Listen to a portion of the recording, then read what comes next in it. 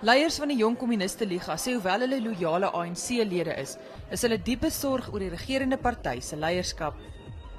Hulle glo ook die drie-party alliansie is nie meer vir kiesers te belangrik nie.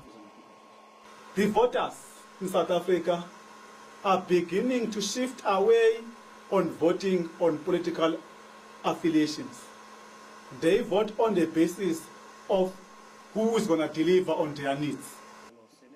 Hulle glo die SHKP moet as 'n party op sy eie aan die 2019 algemene verkiesing deelneem en sê dit is hoe Suid-Afrika se armes en werkersklas opgehef kan word.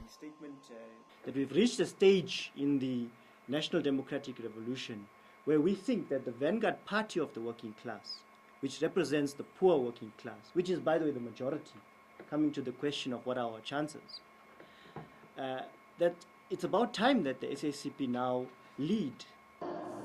Die idee is nie nuut nie en die party het reeds verlede jaar oorweeg om afsonderlik aan verkiesings deel te neem, terwyl hy steeds met die ANC stoei vir besluitnemingsmag binne die drie-party alliansie.